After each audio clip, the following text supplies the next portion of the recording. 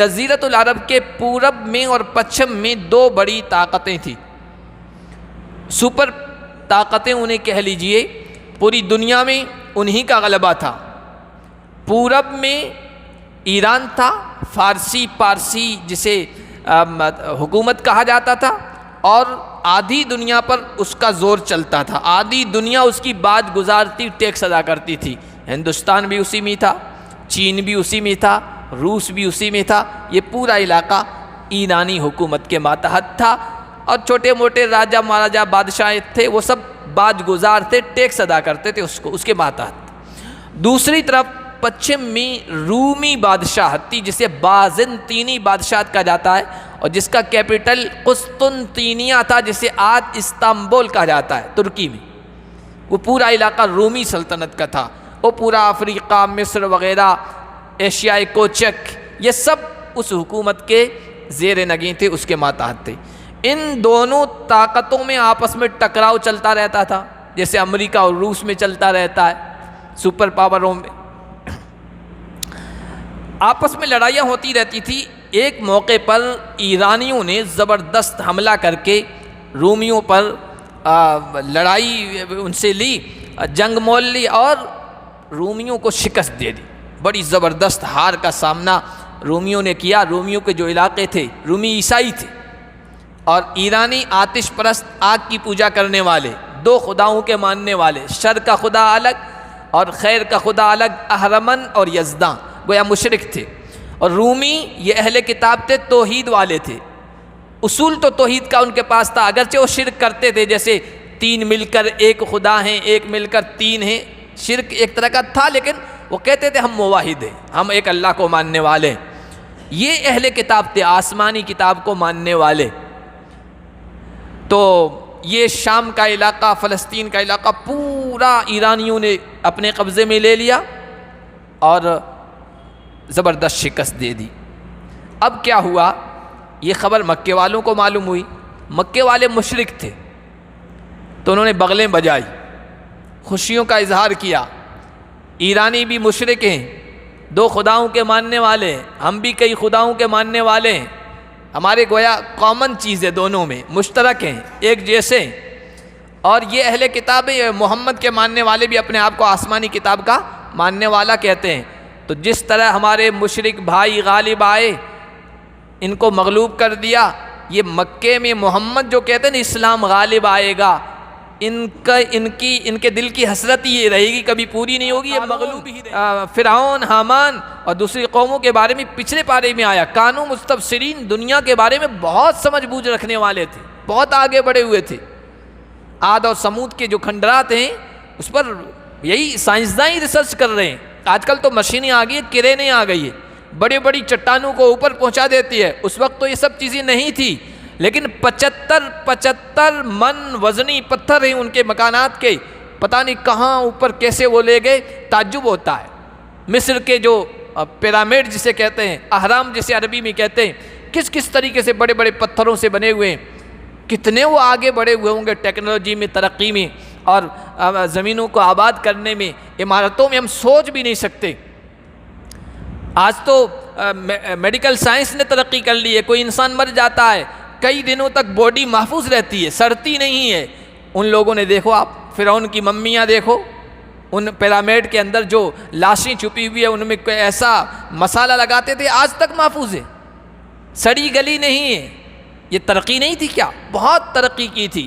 ابھی پرسوں ترسوں میں پڑھ رہا تھا، پڑوسی ملک میں سیلاب جو آیا ہے، سندھ میں ایک قدیم تہذیب ہے موہنجو دڑو کی، پرانی بستیاں آباد ہیں، ان کے کھنڈرات آج بھی موجود ہیں۔ اس زمانے میں ہزاروں سال پہلے اس طرح آباد کیے گئے تھے کہ سیلاب وہاں پانی آیا تو اس طرح اس کے شہر کا پورا شہر آباد ہے کھنڈروں میں، اس طرح اس کی نالیاں وغیرہ بنی ہوئی ہے کہ وہاں پانی نہیں رک سکا اس سیلاب میں بھی۔ کتنے ترقی یافتہ ہوں گے، سسٹم جو پانی کے نکلنے کا ہوگا انہوں نے کتنے عجیب و غریب طریقے سے بنایا ہوگا۔ تو یہ پرانی جو تہذیبیں ہیں، کلدانی، فرعونی، مصری، ایرانی، یہ وہی موہنجو دڑو، پھر ادھر ہڑپا، اجنتا الورا، آپ دیکھیے پرانی نشانیاں ہیں۔ اور آج بھی ان کے نشانات آثار موجود ہیں۔ روم سے کر رہے ہیں۔ سورہ روم مکی صورت ہے، 60 آیتیں ہیں، 6 رکوع ہیں۔ اس میں شروع ہی میں روم کا لفظ ہے، جو اس وقت ایک ملک تھا جس کے غلبے اور جس کی فتح کے سلسلے میں پیشین گوئی اور بشارت سنائی گئی۔ اس وجہ سے اس سورت کا نام سورۃ الروم پڑ گیا۔ اس سورت میں وہی مضامین، وہی باتیں ہیں جو مکی صورتوں میں عام طور پر بیان کی جاتی ہے۔ ایمان، عقائد، آخرت پر یقین، مرنے کے بعد دوبارہ زندہ کیے جانے کا تصور، اور دوبارہ اللہ پیدا کر سکتا ہے، اس کی قدرت، اس کے دلائل، پھر رشتہ داروں کے ساتھ اچھا سلوک کرنا، اللہ کی راہ میں خرچ کرنا، کسی کو قرض دینا، سود کا معاملہ نہ کرنا، اور پھر اس دھرتی پر اور اس کائنات میں جو کچھ بھی فساد بگاڑ پیدا ہو رہا ہے وہ انسانوں کے اعمال کا اثر ہے۔ اس طرح مشرکین کی مختلف حالتیں اس صورت میں بیان کی گئی ہیں۔ سورہ روم شروع ہو رہی ہے ان الفاظ کے ساتھ، الف لام میم، حروف مقطعات کہتے ہیں، اکثر صورتوں میں آئے ہیں، اور اس سے پہلے بھی اس کے بارے میں بتایا جا چکا ہے کہ اس کے معنی، اس کا مطلب مفسرین نے الگ الگ بیان کیا ہے، لیکن صاحب جلالین نے جو معنی و مطلب بیان کیا وہ زیادہ مشہور ہے کہ اللہ ہی اس کا معنی بہتر جانتا ہے، اور اس کو پوشیدہ رکھا گیا ہے۔ یہ بات اس سے پہلے ہم نے بتا دی ہے کہ علماء نے غور کر کے بتایا ہے کہ جن صورتوں میں اللہ تعالیٰ نے اپنی قدرت اور باطل طاقتوں کے زور کے توڑنے کا ذکر کیا ہے، ان صورتوں کے شروع میں حروف مقطعات ہیں۔ اس کا مطلب یہ ہے کہ ان میں اللہ کی قدرت، اللہ کے جلال، اللہ کی طاقت، اللہ کی کبریائی اور عظمت کا کوئی معنی پوشیدہ ہے۔ اور صورتوں کے شروع میں جو رکھے گئے ہیں بہت سارے اس کے مقصد ہیں، ان میں سے 2 اہم مقصد ہم پہلے بھی بتا چکے ہیں، پھر یاد دہانی کے لیے۔ ایک مقصد تو یہ کہ کافر جب قرآن نازل ہوتا تھا تو کہتے تھے شور مچاؤ، ہنگامہ کرو، قرآن کے خلاف اور صاحب قرآن محمد کے خلاف اتنا پروپیگنڈا کرو کہ کوئی اس کی طرف متوجہ نہ ہو پائے۔ جیسے آج بھی اسلام اور اہل اسلام کے خلاف اتنا پروپیگنڈا کیا جاتا ہے، اتنا پروپیگنڈا کہ کوئی اسلام کی طرف متوجہ نہ ہو، اسلام قبول نہ کرنے پائے۔ وقال الذین کفروا لا تسمعوا لهذا القرآن، اس قرآن کو مت سنو، اسلام کے سندیش کو مت سنو، مت جانو پہچانو۔ والغوا فیہ، لغو کرو، بیہودہ کام کرو، شور مچاؤ تاکہ تم غالب آ جاؤ۔ تو اللہ تعالیٰ نے سورتوں کے شروع میں اس طرح کے یہ مقطعات حروف رکھ دیے کہ جس کا انداز اس طرح ہے کہ جب کوئی پڑھتا ہے تو نہ سمجھنے والا بھی ایک مرتبہ ٹھٹک کر کھڑا ہو کر سنتا ہے۔ اب کوئی اچھے انداز سے پڑھے، کاف ہا یا عین صاد، تو ایک غیر مسلم بھی ہوگا، نان مسلم، وہ ٹھٹک کر کھڑا رہے گا، سنے گا کیا کہا جا رہا ہے، عجیب و غریب انداز سے پڑھا جا رہا ہے، پھر پوچھے گا، تحقیق کرے گا یہ کیا تھا۔ اور جب ایک مرتبہ ٹھٹک کر قرآن کو سن لیا تو قرآن پھر دل کے اندر اپنی جگہ بنا لیتا ہے۔ تو سورتوں کے شروع میں اس طرح کے اللہ نے الفاظ رکھ دیے کہ چاہے نہ چاہے لوگ سننے پر مجبور ہو جائے۔ اور دوسرا مقصد یہ کہ قرآن کی حقانیت، صداقت اور سچائی کو بیان کرنا ہے، وہ کہتے تھے محمد نے اپنی طرف سے بنا لیا ہے، گھڑ لیا ہے، قرآن کوئی اللہ کی طرف سے اتارا ہوا نہیں ہے۔ اللہ نے کہا یہ جو الف لام میم، یہ صاد ضاد، یہ قاف، یہی حروف ہیں جن سے الفاظ بنتے ہیں، کلمات بنتے ہیں، جملے بنتے ہیں۔ پورا قرآن انہی حروف سے جڑا ہوا ہے، بنا ہوا ہے۔ تم بھی عربی داں ہو، عربی سمجھتے ہو، عرب میں پلے بڑے ہو، اور زبان دانی کا تمہیں بڑا دعویٰ ہے، پیش کر دو۔ اگر محمد کا بنایا ہوا ہے، تم بھی انسان ہو، وہ بھی انسان ہے، تم اس جیسا کلام پیش کر دو۔ اور وہ عاجز رہے۔ غلبت الروم، رومی مغلوب ہو گئے، ہار گئے، شکست کا سامنا کیا ہے قریبی زمین میں۔ جب قرآن نازل ہو رہا تھا، اور آج بھی، اب تو جغرافیہ دنیا کا بدل گیا ہے، ملکوں کے نام کچھ کے کچھ ہو گئے، لیکن جزیرۃ العرب کے پورب میں اور پچھم میں دو بڑی طاقتیں تھیں، سپر طاقتیں انہیں کہہ لیجئے۔ پوری دنیا میں انہی کا غلبہ تھا۔ پورب میں ایران تھا، فارسی پارسی جسے حکومت کہا جاتا تھا، اور آدھی دنیا پر اس کا زور چلتا تھا، آدھی دنیا اس کی بات گزارتی، ٹیکس ادا کرتی تھی۔ ہندوستان بھی اسی میں تھا، چین بھی اسی میں تھا، روس بھی اسی میں تھا۔ یہ پورا علاقہ ایرانی حکومت کے ماتحت تھا، اور چھوٹے موٹے راجہ مہاراجہ بادشاہ تھے، وہ سب باج گزار تھے، ٹیکس ادا کرتے تھے اس کے ماتحت۔ دوسری طرف پچھم میں رومی بادشاہت تھی، جسے بازنطینی بادشاہت کہا جاتا ہے، اور جس کا کیپٹل قسطنطینیہ تھا، جسے آج استنبول کہا جاتا ہے ترکی میں۔ وہ پورا علاقہ رومی سلطنت کا تھا۔ وہ پورا افریقہ، مصر وغیرہ، ایشیائے کوچک، یہ سب اس حکومت کے زیر نگین تھے، اس کے ماتحت تھے۔ ان دونوں طاقتوں میں آپس میں ٹکراؤ چلتا رہتا تھا، جیسے امریکہ اور روس میں چلتا رہتا ہے، سپر پاوروں میں آپس میں لڑائیاں ہوتی رہتی تھی۔ ایک موقع پر ایرانیوں نے زبردست حملہ کر کے رومیوں پر لڑائی ان سے لی، جنگ مول لی، اور رومیوں کو شکست دے دی۔ بڑی زبردست ہار کا سامنا رومیوں نے کیا۔ رومیوں کے جو علاقے تھے، رومی عیسائی تھے، اور ایرانی آتش پرست، آگ کی پوجا کرنے والے، دو خداؤں کے ماننے والے، شر کا خدا الگ اور خیر کا خدا الگ، اہرمن اور یزداں، گویا مشرک تھے۔ اور رومی یہ اہل کتاب تھے، توحید والے تھے۔ اصول تو توحید کا ان کے پاس تھا، اگرچہ وہ شرک کرتے تھے، جیسے تین مل کر ایک خدا ہیں، ایک مل کر تین ہیں، شرک ایک طرح کا تھا، لیکن وہ کہتے تھے ہم موحد ہیں، ہم ایک اللہ کو ماننے والے ہیں۔ یہ اہل کتاب تھے، آسمانی کتاب کو ماننے والے۔ تو یہ شام کا علاقہ، فلسطین کا علاقہ پورا ایرانیوں نے اپنے قبضے میں لے لیا، اور زبردست شکست دے دی۔ اب کیا ہوا، یہ خبر مکے والوں کو معلوم ہوئی۔ مکے والے مشرک تھے، تو انہوں نے بغلیں بجائی، خوشیوں کا اظہار کیا۔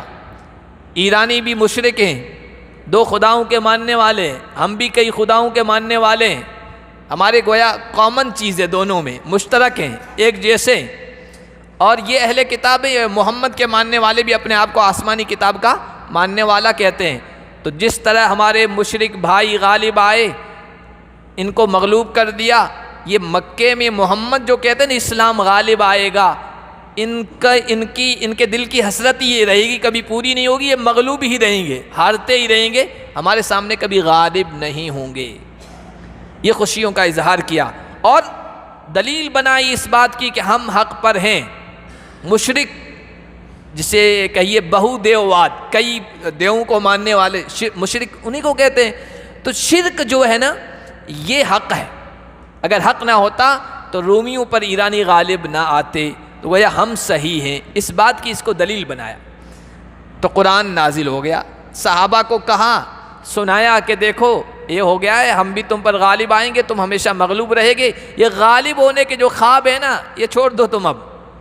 صحابہ کو بڑی مایوسی ہوئی، حوصلے پست ہوئے، اللہ کے نبی کے پاس جا کر کہا، تو قرآن نازل ہو گیا، پیشین گوئی آ گئی، بشارت آئی، قریبی زمین میں فلسطین و شام میں رومی مغلوب ہو گئے، ہار گئے ہیں، لیکن مغلوب ہونے کے بعد عنقریب چند سالوں میں غالب آ جائیں گے۔ اب یہ ایسی پیشین گوئی تھی کہ سوچ بھی لوگ نہیں سکتے تھے۔ امریکہ ہار جائے گا، کوئی آدمی سوچ سکتا تھا؟ نہیں ہوگا۔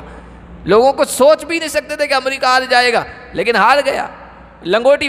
راتوں رات لنگوٹی باندھ کر بھاگا ہے، سب کچھ چھوڑ چھاڑ کے۔ ہوتا ہے، یہ اللہ کی حکمت ہے، اللہ اس صورت میں آگے بیان فرما رہے ہیں۔ تو یہ پیشین گوئی لوگ سوچ بھی نہیں سکتے تھے، ناقابل یقین، ناقابل صداقت، قیاس، وہم و گمان سے بھی اوپر، یہ کیسے ہوگا؟ لیکن قرآن نے کہا چند سالوں میں رومی پھر غالب آئیں گے۔ رومیوں کے حوصلے بلند ہو گئے، رومیوں کے حوصلے بلند ہو گئے کہ مکے میں جو محمد نبی پیدا ہوئے ہیں وہ پیشین گوئی کر رہے ہیں کہ ہم غالب آ جائیں گے، ان کے حوصلے بلند ہو گئے۔ اور پھر اللہ کا کرنا ایسا ہوا کہ چند سالوں کے بعد، بضع سنین کا لفظ آیا، بضع عربی میں 3 سے لے کر 10 تک، 9 تک کی تعداد کے بیچ کی کسی بھی عدد کو کہتے ہیں۔ مسلمان بھی خوش ہوئے ان آیتوں کے اترنے کے بعد۔ حضرت ابوبکر صدیق رضی اللہ تعالیٰ عنہ نے جا کر کہا مشرکوں سے کہ زیادہ خوشیاں مت مناؤ، ساری خوشیاں کافور ہو جائے گی، چند سالوں کے بعد پاسا پلٹنے والا ہے۔ مشرکوں کو ایران کی طاقت پر اتنا ناز تھا کہ ایسا ہو ہی نہیں سکتا ہے۔ کہنے لگے شرط لگا لو۔ حضرت ابوبکر نے کہا شرط لگا لیتا ہوں۔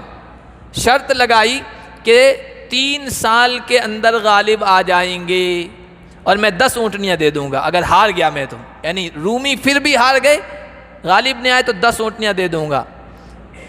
تو شرط لگا لی۔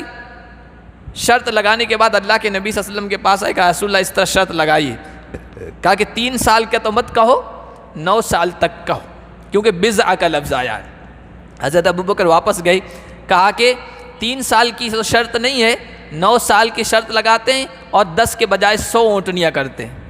شرط ہار گیا تو 100 اونٹنیاں دوں گا، اور اگر میری بات پوری ہوگی تو تم ہی دینے پڑے گی۔ اب آپ دیکھیے مشرکوں کو یقین نہیں ہو رہا تھا کہ ایسا ہوگا، اس لیے وہ اس شرط کو ماننے کے لیے بھی تیار ہو گئے، ورنہ ایسا کہہ سکتے نہیں پہلے جو شرط تھی 3 سال کی وہی رہے گی۔ کہا نہیں، چلو 10 سال منظور ہے، کیونکہ ان کے دل میں یہ تھا کہ رومی کبھی غالب آ ہی نہیں سکتے ہیں، ایران اب غالب ہی رہے گا۔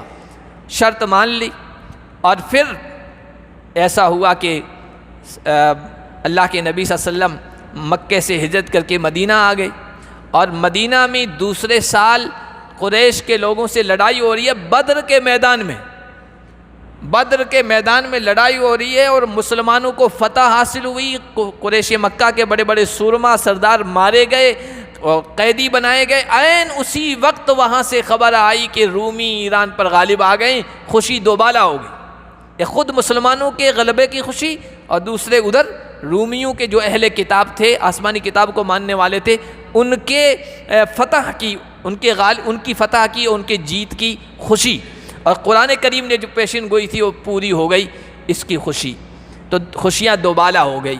7 سال کے اندر یہ قرآن کی پیشین گوئی پوری ہو گئی۔ تو اللہ نے فرمایا للہ الامر من قبل و من بعد۔ کوئی آدمی کبھی یہ نہ سوچے کہ یہ کیسے ہوگا، سپر پاور کو شکست کیسے ہو جائے گی، اور ابھی جن کا زور چل رہا ہے، جن کی طاقت چل رہی ہے، جن کا غلبہ چل رہا ہے، جو حکومت پر ہیں، ہر چیز پر غالب ہیں، قابض ہیں، بس انہی کا نام کا ڈنکا بج رہا ہے، اب اتنے سالوں تک تو وہ ہٹ ہی نہیں سکتے، جیسے ہماری زبانوں پر جملے آ جاتے ہیں اتنے سال تو اب یہ کہیں ہٹنے والے نہیں ہیں۔ ایسی کوئی بات نہیں ہے۔ اللہ تو قادر ہے، حاکم مطلق ہے، قادر مطلق ہے، جب چاہے بازی کو پلٹ سکتا ہے اور پانسے کو پلٹ سکتا ہے۔ للہ الامر من قبل و من بعد۔ اللہ ہی کا فیصلہ پہلے بھی چلتا تھا، اللہ کا فیصلہ اب بھی چل رہا ہے، اور اللہ ہی کا فیصلہ آگے بھی چلے گا۔ وَيَوْمَئِذٍ يَفْرَحُ الْمُؤْمِنُونَ۔ جب یہ پیشین گوئی پوری ہو جائے گی کہ رومی غالب آ جائیں گے ایرانیوں پر، اس دن اللہ کی مدد کے اترنے پر ایمان والے خوش ہوں گے۔ يَنْصُرُ مَن يَشَاءُ۔ اللہ جسے چاہتا ہے مدد فرماتا ہے، جس کی چاہتا ہے مدد فرماتا ہے۔ وَهُوَ الْعَزِيزُ الرَّحِيمُ۔ اور اللہ زبردست ہے، اللہ بڑا زبردست ہے، ایسا زبردست جب چاہے کسی کمزور کو طاقتور بنا دے اور جب چاہے کسی طاقتور کو کمزور کر دے۔ اللہ عزیز ہے، عزت والا ہے، غلبے والا ہے، اور وہ رحیم ہے، رحم والا ہے، مومنوں پر رحم فرماتا ہے، کمزوروں پر رحم فرماتا ہے، اپنی مدد نازل فرماتا ہے۔ وعد اللہ، یہ اللہ کا وعدہ ہے، اور اللہ اپنے وعدے کے خلاف نہیں کرتا ہے۔ وعدہ کے خلاف کرنا مروت کے خلاف ہے، انسانی اخلاق کے خلاف ہے۔ کوئی انسان وعدہ خلافی کر دے اس میں نقص و کمی سمجھا جاتا ہے، اللہ تو نقص سے پاک ہے، ہر عیب سے پاک ہے۔ اللہ نے جو کہہ دیا وہ آپ کہہ دیے پتھر کی لکیر ہے، وہ حرف آخر ہے، بس وہ ہونا ہی ہونا ہے۔ وَلَكِنَّ أَكْثَرَ النَّاسِ لَا يَعْلَمُونَ، لیکن اکثر لوگ نہیں جانتے۔ يَعْلَمُونَ ظَاهِرًا مِّنَ الْحَيَاةِ الدُّنْيَا، اکثر لوگ دنیا کے ظاہر کو جانتے ہیں، وہ تو ظاہری حالات کو دیکھتے ہیں، ان کے پاس طاقت زیادہ، ان کے پاس افراد زیادہ، ان کے پاس فوج زیادہ، ان کے پاس شستر زیادہ، ہتھیار زیادہ، ان کے پاس یہ اتنے ایٹم ہتھیار ہیں، ان کے پاس وہ فلاں اتنے ہتھیار ہیں، اور اتنے ٹینکیں ہیں، اور اتنی فوج ہے، اتنے یہ ہے۔ دنیا ظاہری حالات کے اعتبار سے فیصلہ کرتی ہے، دوسرا جو پہلو ہے ان کے سامنے نہیں رہتا ہے، اور اللہ تو تمام حالات سے واقف ہے، اور کب کس طرح کا پانسا پلٹ دے دنیا نہیں سمجھ سکتی ہے۔ جب وہ معاملہ سامنے آ جاتا ہے اور سین آخری پردہ جب ہٹتا ہے تب پتہ چلتا ہے اوہ یہ ہو گیا، ایسا بھی ہونے والا ہے۔ یعلمون ظاہرا من الحیات الدنیا، دنیا کے لوگ تو ظاہری حالت کو جانتے ہیں، آخرت سے غافل ہے۔ اب اللہ تعالیٰ نے یہاں کہہ دیا کہ غالب آئیں گے، ظاہری حالات ایسے تھے کہ لوگ یقین نہیں کرتے تھے کہ ایسا ہوگا، لیکن ہو گیا۔ اسی طرح محمد الرسول اللہ کہتے تھے، اور مسلمان آج بھی کہتے ہیں کہ مرنے کے بعد دوبارہ زندہ ہونا ہے، آخرت آنی ہے۔ یہ خبر ہے، اس خبر کو لوگ نہیں مانتے، تسلیم نہیں کرتے ہیں، یہ کیسے زندہ ہوگا؟ جیسے کہتے تھے رومی کیسے غالب آ جائیں گے، نہیں مانتے تھے، اللہ نے کر کے دکھا دیا۔ اسی طرح جو لوگ یہ کہتے ہیں مرنے کے بعد دوبارہ کیسے زندہ ہوں گے، اللہ کی یہ خبر ہے، اللہ کا یہ وعدہ ہے، محمد الرسول اللہ کی یہ خبر ہے، یہ بھی پورے ہو کر رہے گی۔ جلد بازی مت دکھاؤ۔ وَيَقُولُونَ مَتَىٰ هَٰذَا الْوَعْدُ إِن كُنتُمْ صَادِقِينَ، تم بار بار کہتے ہو مرنے کے بعد اللہ کے سامنے حاضر ہونا ہے، اللہ کا عذاب آئے گا، پکڑ ہوگی، اللہ کے سامنے حساب کتاب دینا ہے، یہ جو خبر دے رہے ہو مرنے کے بعد جینے کی، یہ کب آئے گی، کب سچی ہوگی؟ اگر تم سچے ہو تو کر کے دکھاؤ، یہ کہتے تھے۔ تو اللہ تعالیٰ نے کہا یہ خبر بھی سچی ہوگی جس طرح یہ خبر سچی ہوئی ہے روم کے غلبے کی۔ اولم یتفکروا فی انفسہم ما خلق اللہ السماوات والارض، کیا لوگوں نے اپنی ذات کے بارے میں غور نہیں کیا؟ انسان کے سوچنے کا ایک نقطہ، ایک انداز یہ ہے جو قرآن پیش کر رہا ہے۔ جو لوگ کہتے ہیں بس ہم پیدا ہو گئے، جی رہے ہیں، مر جائیں گے، بس ختم، آگے کچھ معاملہ نہیں، کہا ایسا نہیں ہے۔ ذرا اپنی ذات میں غور کرو، دنیا کی چیزوں میں غور کرو، ہر چیز کا کوئی نہ کوئی مقصد ہے، اور ہر چیز ایک مدت تک کے لیے ہے۔ ایک پنکھا ہے، اس کا بھی ایک مقصد ہے، اور اس پنکھے کی بھی ایک ڈیٹ ہے، ایکسپائر ڈیٹ ہے، اس کے بعد یہ کام نہیں کرے گا، ختم ہو جائے گا۔ دنیا کی ہر چیز کا ایک مقصد ہے اور اس کی ایک مدت متعین ہے، اس کے بعد اس کو ختم ہونا ہے، فنا ہونا ہے، زوال کا شکار ہونا ہے۔ اللہ نے فرمایا ما خلق اللہ السماوات والارض وما بینہما الا بالحق واجل مسمى۔ یہ انسان یہ کیسے کہہ رہا ہے کہ بس یہی دنیا کی زندگی ہے، اس کے بعد آخرت نہیں ہے؟ اللہ نے آسمانوں کو، زمینوں کو اور ان کے درمیان جو بھی مخلوقات ہیں، جو بھی چیزیں ہیں، ان کو بے مقصد پیدا نہیں کیا ہے، ایک مقصد کے تحت پیدا کیا ہے۔ ایحسب الانسان ان یترک سدی، کیا انسان یہ سمجھتا ہے کہ اسے یوں ہی چھوڑ دیا جائے گا، اس سے کوئی حساب کتاب نہیں ہوگا، کوئی پوچھ گچھ نہیں ہوگی؟ وَأَجَلٍ مُّسَمَّى، اور اللہ نے کائنات کی ہر چیز کو ایک متعین مدت تک کے لیے پیدا کیا ہے، اس کے بعد اس کو بھی ختم ہونا ہے۔ اسی طرح انسان کو ایک مقصد کے تحت پیدا کیا ہے، اور ایک لمٹ زندگی ہے اس کی، اور اس زندگی کو پورا کر کے اس کو ختم ہونا ہے، اور پھر اس کے بعد دوبارہ زندہ ہونا ہے۔ وَإِنَّ كَثِيرًا مِّنَ النَّاسِ بِلِقَاءِ رَبِّهِمْ لَكَافِرُونَ، لیکن بہت سارے لوگ اپنے رب کی ملاقات کے منکر ہیں، انکار کرنے والے ہیں۔ رب کی ملاقات سے مراد یہی مرنے کے بعد دوبارہ زندہ ہونا ہے اور اللہ کا سامنا کرنا ہے، حساب و کتاب ہے، جنت و جہنم ہے، جزا و سزا ہے، اس کے انکار کرنے والے ہیں بہت سارے لوگ، لیکن ان کی یہ سوچ صحیح نہیں ہے۔ اولم یسیروا فی الارض فینظروا کیف کان عاقبۃ الذین من قبلہم، انسان چونکہ دنیا کے مال میں، دنیا کی دولت میں، سونے چاندی کی جھنکار میں اور دنیا کی رونق میں مست ہو کر آخرت کو بھلا بیٹھتا ہے، رب کی قدرت کو بھلا بیٹھتا ہے اور سمجھتا ہے کہ میرا کون کیا بگاڑ لے گا۔ اللہ نے فرمایا کیا یہ چلے پھرے نہیں، زمین میں چلے پھرے نہیں کہ دیکھتے ان لوگوں کا انجام کیا ہوا جو ان سے پہلے گزرے ہیں۔ کانوا اشد منہم قوہ، ان سے بڑھ کر طاقت میں تھے۔ آج کے انسان کی طاقت ہی کیا ہے؟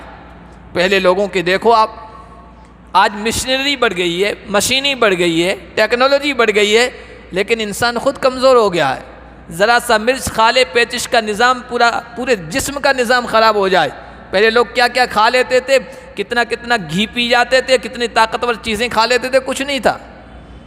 آج کا انسان پچھلی قوموں پر غور کرے، ان لوگوں کا انجام کیسا ہوا، ان سے زیادہ طاقتور تھے۔ اثار الارض، زمین کو ان سے زیادہ انہوں نے جوتا، زمین میں غلہ اگانے میں، خزانے نکالنے میں، وَعَمَرُوَا أَكْثَرَ مِمَّا عَمَرُوَا، اور زمین کو آباد کرنے میں ان سے بہت آگے بڑھے ہوئے تھے۔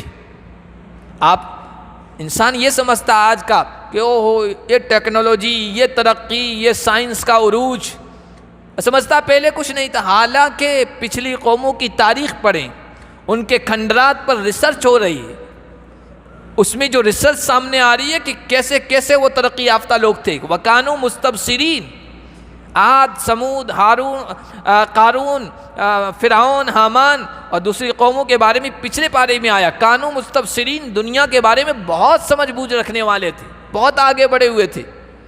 عاد اور سمود کے جو کھنڈرات ہیں اس پر یہی سائنسداں ہی ریسرچ کر رہے ہیں۔ آج کل تو مشینیں آ گئی ہیں، کرینے آ گئی ہے، بڑی بڑی چٹانوں کو اوپر پہنچا دیتی ہے۔ اس وقت تو یہ سب چیزیں نہیں تھی، لیکن 75 من وزنی پتھر ہیں ان کے مکانات کے، پتہ نہیں کہاں اوپر کیسے وہ لے گئے، تعجب ہوتا ہے۔ مصر کے جو پیرامڈ جسے کہتے ہیں، اہرام جسے عربی میں کہتے ہیں، کس کس طریقے سے بڑے بڑے پتھروں سے بنے ہوئے ہیں، کتنے وہ آگے بڑھے ہوئے ہوں گے ٹیکنالوجی میں، ترقی میں، اور زمینوں کو آباد کرنے میں، عمارتوں میں ہم سوچ بھی نہیں سکتے۔ آج تو میڈیکل سائنس نے ترقی کر لی ہے، کوئی انسان مر جاتا ہے کئی دنوں تک باڈی محفوظ رہتی ہے، سڑتی نہیں ہے۔ ان لوگوں نے دیکھو آپ فرعون کی ممیاں دیکھو، ان پیرامڈ کے اندر جو لاشیں چھپی ہوئی ہے ان میں کوئی ایسا مسالہ لگاتے تھے، آج تک محفوظ ہے، سڑی گلی نہیں ہے۔ یہ ترقی نہیں تھی کیا؟ بہت ترقی کی تھی۔ ابھی پرسوں ترسوں میں پڑھ رہا تھا، پڑوسی ملک میں سیلاب جو آیا ہے سندھ میں ایک قدیم تہذیب ہے موہنجو دڑو کی، پرانی بستیاں آباد ہیں، ان کے کھنڈرات آج بھی موجود ہیں۔ اس زمانے میں ہزاروں سال پہلے اس طرح آباد کیے گئے تھے کہ سیلاب وہاں پانی آیا تو اس طرح اس کے شہر کا پورا شہر آباد ہے کھنڈروں میں، اس طرح اس کی نالیاں وغیرہ بنی ہوئی ہے کہ وہاں پانی نہیں رک سکا اس سیلاب میں بھی۔ کتنے ترقی یافتہ ہوں گے، سسٹم جو پانی کے نکلنے کا ہوگا انہوں نے کتنے عجیب و غریب طریقے سے بنایا ہوگا۔ تو یہ پرانی جو تہذیبیں ہیں، کلدانی، فرعونی، مصری، ایرانی، یہ وہی موہنجو دڑو، پھر ادھر ہڑپا، اجنتا الورا، آپ دیکھیے پرانی نشانیاں ہیں اور آج بھی ان کے نشانات آثار موجود ہیں۔ ان کی تحقیق کریں گے، آپ پڑھیں گے ان کی ہسٹری، عجیب و غریب آپ کو آنکھیں کھلی کی کھلی رہ جائے گی کہ کتنے ترقی یافتہ لوگ تھے، کیسے کیسے آگے بڑھے ہوئے تھے۔ کچھ بھی نہیں ہے، اس کا 10واں حصہ بھی آج کے انسان نہیں ہے، اتنے وہ لوگ دنیا میں آگے بڑھے ہوئے تھے۔ جاءتہم رسلہم بالبینات، تھے بڑے طاقتور، بڑے ذہین، بڑے ہوشیار، دنیا کے معاملے میں بڑے ذہین، لیکن ان کے پاس ان کے رسول آئے، واضح دلائل لے کے آئے، معجزات لے کے آئے، اللہ کے احکامات لے کے آئے، اللہ کی ہدایات لے کے آئے، سمجھایا انہوں نے یہی کہ بھائی یہ دنیا میں ریجھ کے مت رہ جاؤ، دنیا میں مست مت ہو جاؤ، اور یہ دنیا ہی نہیں ہے، یہ صرف یہیں کا جینا نہیں ہے، بلکہ اس کے بعد مرنا ہے، مرنے کے بعد دوبارہ زندہ ہونا ہے، اللہ کے دربار میں حاضری دینی ہے۔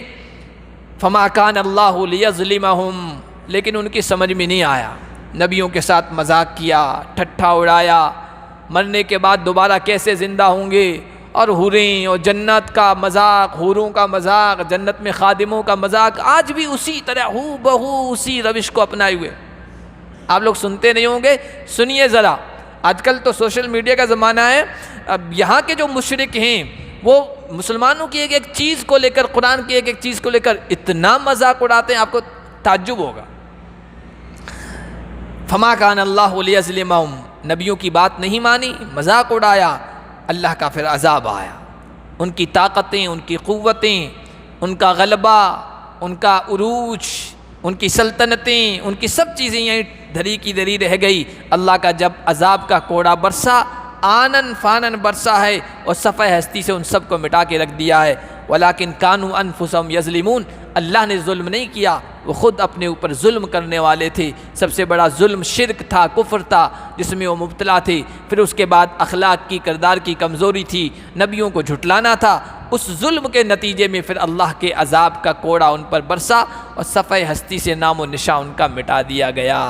تو کوئی یہ نہ سمجھے کہ فلاں جو ہے طاقتور ہیں اور فلاں کا غلبہ ہے اور فلاں کو عروج حاصل ہے اور فلاں بڑا پرزور ہے، کیسے اس کو شکست ہوگی اور کیسے اس کو ہار ہوگی۔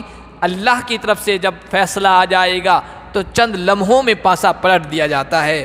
ثم کان عاقبۃ الذین اساءوا السوء ان کذبوا بآیات اللہ، پھر جن لوگوں نے برائی کی ان کا انجام بھی برا ہوا۔ برائی یہ کی کہ انہوں نے اللہ کی آیات کو جھٹلایا، اللہ کے احکام کو ٹھکرایا، نبیوں کے ذریعے سے اللہ کی جو شریعت اور شریعت کے جو مسائل پیش کیے گئے اس کو انہوں نے رد کر دیا، ٹھکرا دیا۔ وَكَانُوا بِهَا يَسْتَهْزِئُونَ، اور وہ ان کا مذاق اڑایا کرتے تھے، اللہ کی شریعتوں کا مذاق، نبیوں کا مذاق، نبیوں کی تعلیمات کا مذاق۔ اور جب اس طرح مہلت جو ملتی ہے قوموں کو، وہ مہلت ختم ہو جاتی ہے تو پھر اللہ کا عذاب آیا، اللہ نے ان سب کو ختم کر دیا۔ اللہ یبدأ الخلق ثم یعیدہ ثم الیہ ترجعون۔ دیکھو یہ جو اللہ تعالی حالات کو پلٹتا ہے، کبھی کسی کو غلبہ دے دیا، کبھی شکست دی، کبھی ہاروں کو جتا دیا، کبھی جیتے ہوئوں کو شکست کا سامنا کروا دیا، یہ بھی ایک طرح سے ایک نئی زندگی ہے۔ اسی طرح یہ دنیا ہے اور ایک نئی زندگی آخرت کی آئے گی۔ اللہ یہ دنیا کا ورق بھی پلٹے گا، آخرت کو لے آئے گا۔ اللہ نے پہلی مرتبہ مخلوق کو پیدا کیا ہے، ثم یعیدہ، اللہ پھر دوبارہ بھی پیدا کر دے گا، ثم الیہ ترجعون، اور پھر سب کو اللہ کی طرف لوٹ کے جانا ہے، حساب و کتاب کا سامنا کرنا ہے۔ وَيَوْمَ تَقُومُ السَّاعَةُ يُبْلِسُ الْمُجْرِمُونَ، اور جب قیامت قائم ہوگی اس وقت مجرم لوگ، خطا کار، گنہگار لوگ ہکا بکا رہ جائیں گے۔ یہ کیا ہو گیا؟ اس لیے کہ مانتے نہیں تھے نا۔ جو آدمی یہ ذہن و دماغ میں بٹھا لے کہ بس میں تو غالب ہی رہوں گا، میں تو میدان فتح ہی کر لوں گا، میری تو جیت پکی ہے، اور اچانک شکست کا اور ہار کا سامنا کر لے تو ناخن چباتا ہے، افسوس کا اظہار کرتا ہے کہ یہ کیا ہو گیا، پاسا ہی پلٹ گیا۔ جو آدمی یہ یقین کرتا تھا کہ نہیں بس یہی زندگی ہے، آخرت کی ہے ہی نہیں، اور اللہ کے حکم سے جب زندہ کر دیا جائے گا ہکا بکا رہ جائیں گے، کہیں گے یہ کیا ہو گیا۔ وَلَمْ يَكُنْ لَهُم مِّن شُرَكَائِهِمْ شُفَعَاءُ وَكَانُوا بِشُرَكَائِهِمْ كَافِرِينَ، اور اس دن پھر ان کا کوئی سفارشی نہیں ہوگا۔ اس کو قرآن نے بار بار بیان کیا ہے، چونکہ یہ لوگ کہتے تھے کہ اولاً تو ہم زندہ ہونے والے نہیں ہیں، دوبارہ جینے والے نہیں ہیں، اگر کر دیے گئے تو یہ جو ہمارے بت ہیں اور یہ جن کی ہم پوجا کر رہے ہیں یہ ہمیں چھڑا لیں گے، ان کی شفاعت کام آ جائے گی، ان کی سفارش کام آ جائے گی۔ اللہ فرما رہے وہاں کسی کی سفارش کام نہیں آئے گی۔ اسی سلسلے میں آگے کی کچھ اور آیتیں بھی ہیں، اہل شرک کا، اہل کفر کا انجام اور اہل ایمان کا بھی انجام، چونکہ قرآن کا یہ انداز ہے، جنت کا تذکرہ تو ساتھ میں جہنم کا تذکرہ، کفر کا تذکرہ تو ایمان کا تذکرہ، شرک کا تذکرہ تو توحید کا تذکرہ، اہل ایمان کا تذکرہ تو اہل شرک و کفر کا تذکرہ، اسی طرح اہل جنت کا تذکرہ تو اہل جہنم کا بھی تذکرہ ہے۔ تو انشاءاللہ آگے کی سلسلے کی اسی طرح کی کچھ آیاتیں، پھر اس کے بعد اللہ نے اپنے قدرت کی کچھ دلائل کائنات میں جو پھیلی ہوئی ہے ان کو بیان فرمایا ہے، جس کو ہم انشاءاللہ اگلے درس میں پڑھیں گے۔ اللہ پاک ہم سب کو اپنے قدرت پر یقین کی توفیق عطا فرمائے اور اہل اسلام کو غلبہ و فتح نصیب فرمائے۔